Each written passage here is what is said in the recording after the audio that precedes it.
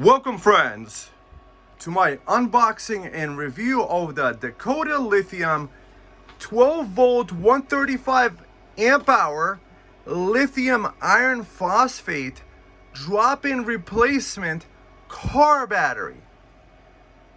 Wow, that's a mouthful. So friends, I picked this bad boy up. You see, this is the very important part. The 1000 cold crank amp starter battery. You can't use standard lithium iron phosphate batteries inside a car, because when it starts, it has to like crank the engine over, and it might take hundreds of amps to start that engine. And once the engine is started, the alternator kicks in and charges your battery for you. So I just got this today.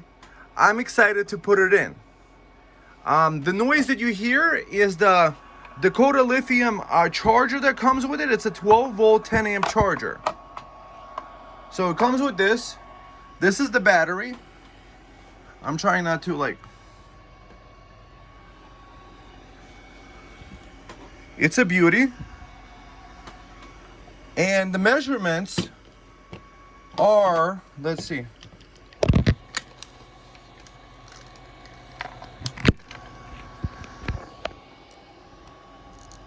So it's about 9 inches tall by about 8.5 to 9 inches wide. And the depth is about 7 inches. This is to give you measurements. So I looked around before and I measured the battery inside my car.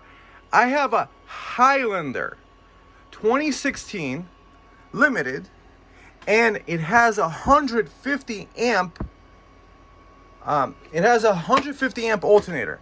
So it's a heavy duty alternator. So if you have a heavy duty SUV, you want to get this 135 amp hour battery, because they do have a cheaper version of this at the website dakotalithium.com. That's where I ordered it direct. That is 12 volt 60 amp hours, also car starting battery. However, it says right here, this is the important information sheet you got to read.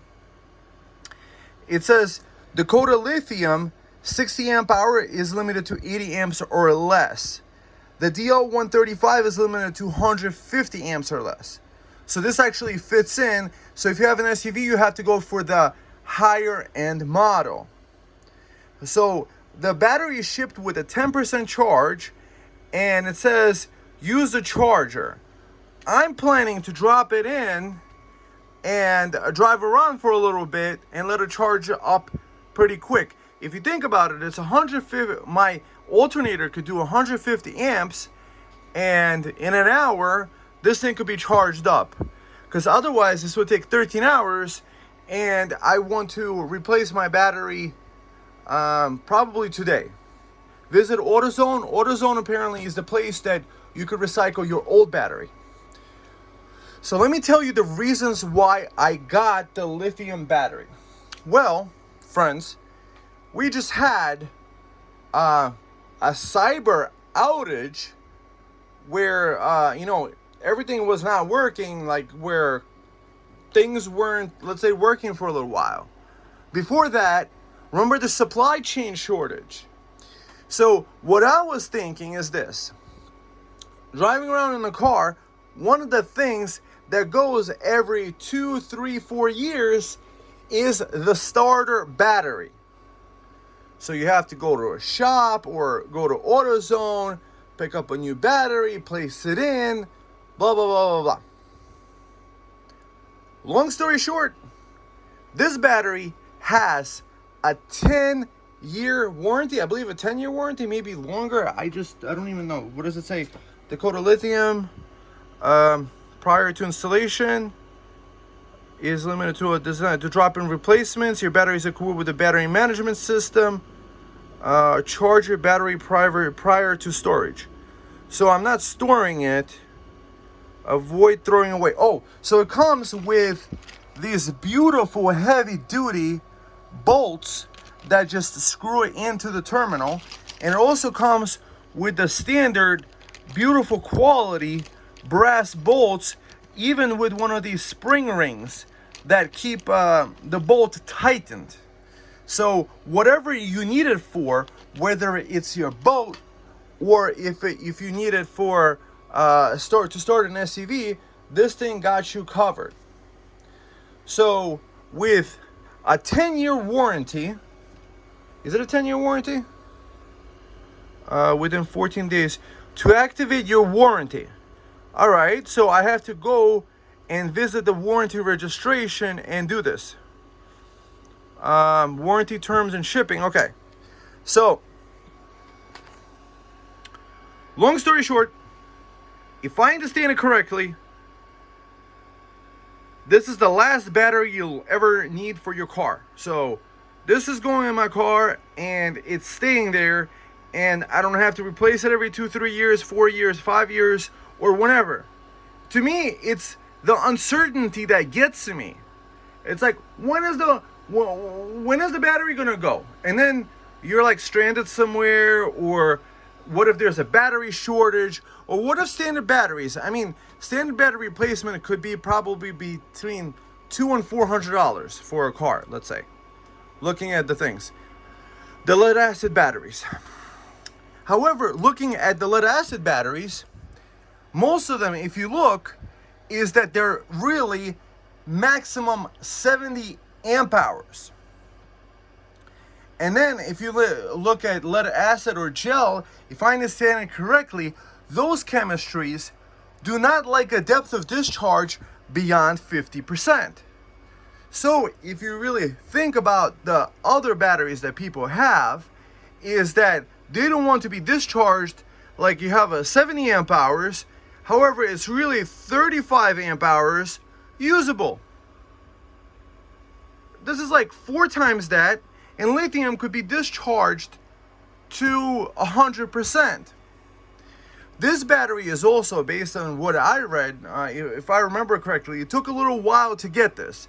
So friends, order it soon, because maybe there was just new stock coming in. It took me a while to get it. I don't want to say how long exactly, because you'll probably have a much better experience in the shipping time. However, now that it's here, I'm like an excited child in the candy store. The potential that I see is this. Is 135 amp hours, that's 1.5 kilowatts. So you could technically go camping with this battery and power your devices. Technically, you could connect an inverter and even cook from this battery if you wanted to. This battery charges quicker.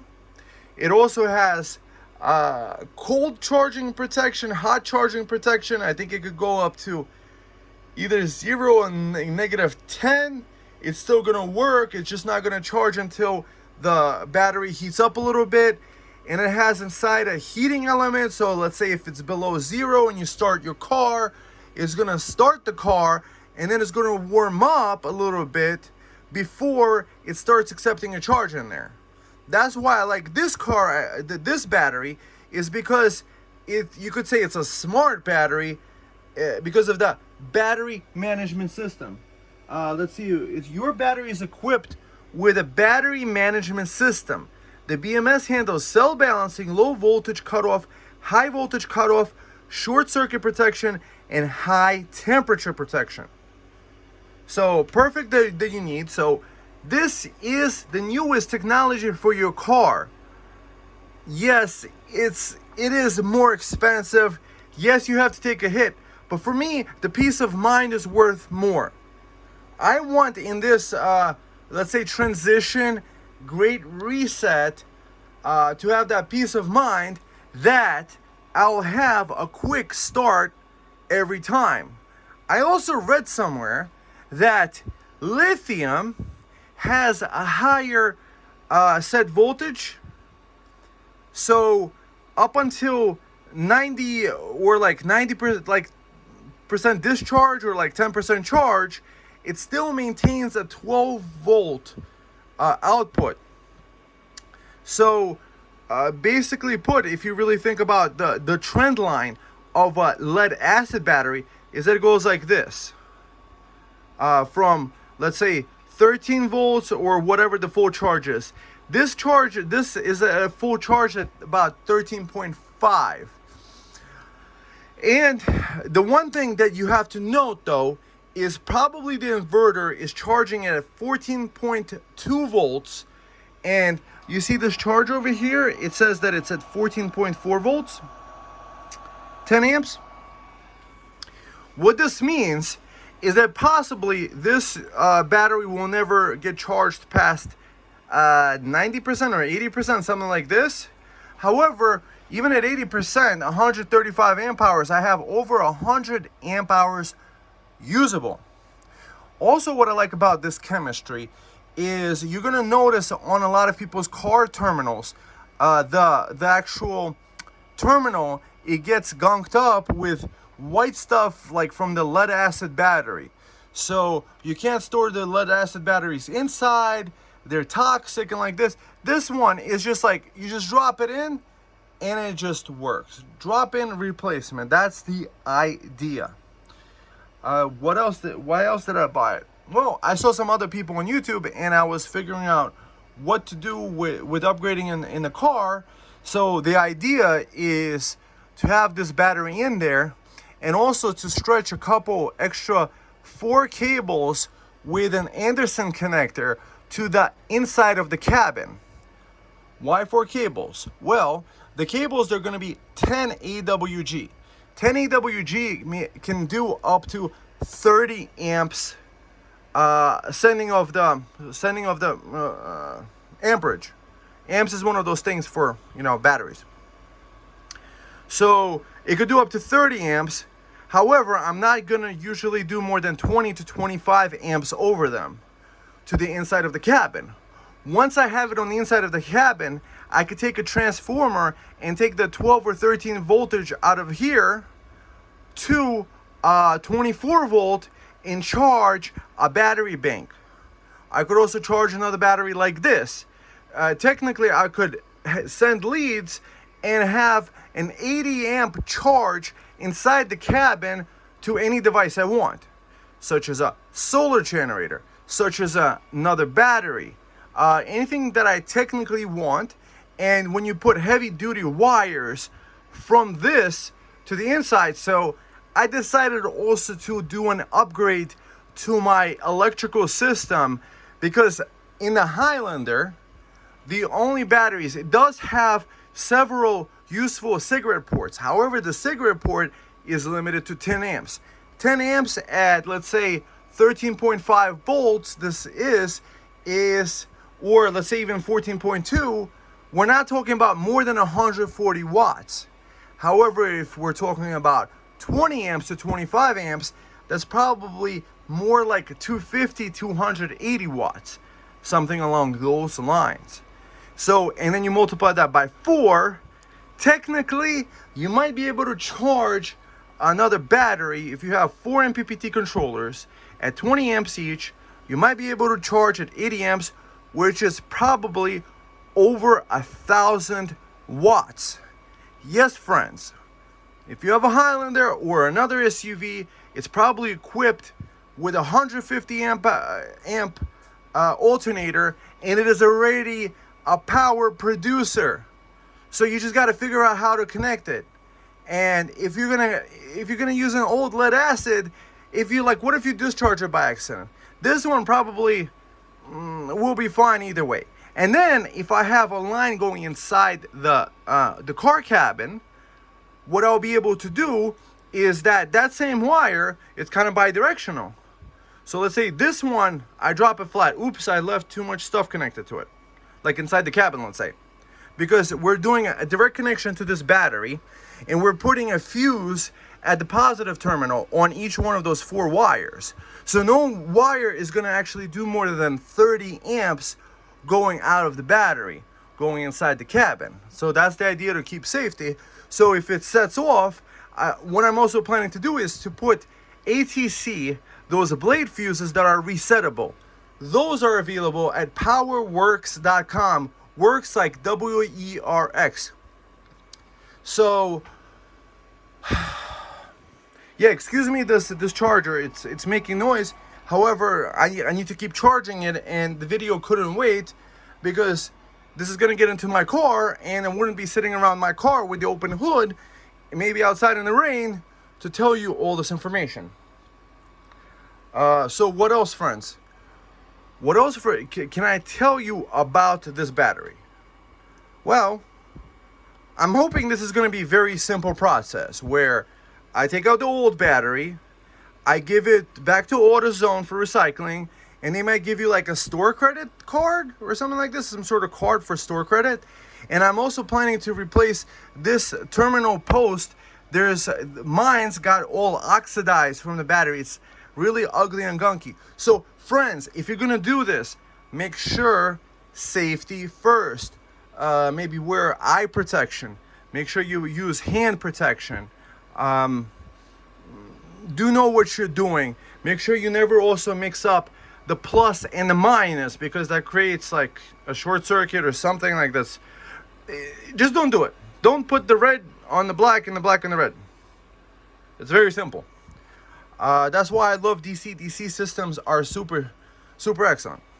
So this is a review of this battery.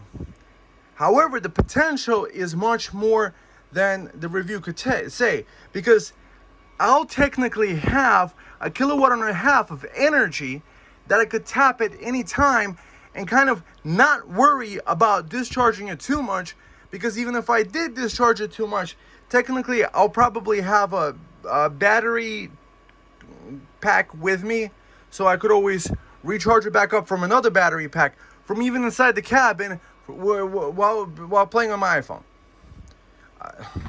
The potential is great. Let's see, what else can I say about this battery? I would say it's fantastic. That's the phone. I'll see you in the next video with me dropping in. So I'm about to replace this battery. Yes? Oh no, thanks. Gracias. I'm about to replace this battery. And you see, these types of batteries actually corrode the terminals. I'm gonna have to use this terminal the way it is until I get replacement ones. So let's see you in the next video. Out with the old, in with the new. The Dakota Lithium. Let's get these terminals on and let's get them inside the car. See, these terminals are all corroded and stuff. I use WD-40 to get this untightened. I'm gonna want to replace these terminals. This battery is actually slightly smaller than the battery compartment. However, it should fit fine. Oh wait, wow, it fit right in. Screwed right into the old place. I still need to tighten it down, but it's pretty much the same size as the old one, so so far so good. So it's a nice tight fit, not moving around whatsoever. Looking great. Fingers crossed that it should turn on. First, start with the new battery.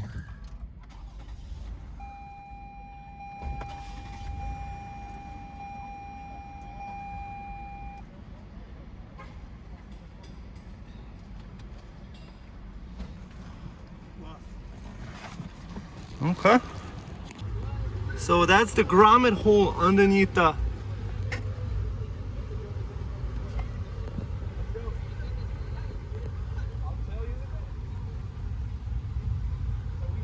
to be able to reach.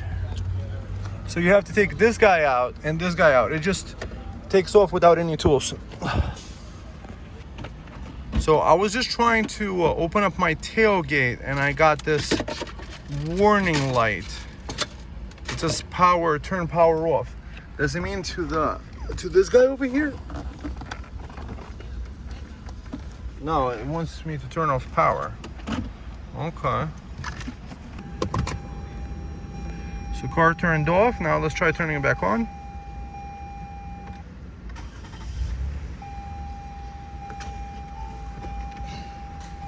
Okay. Okay. Looks like everything is fine. Huh. Let's see if the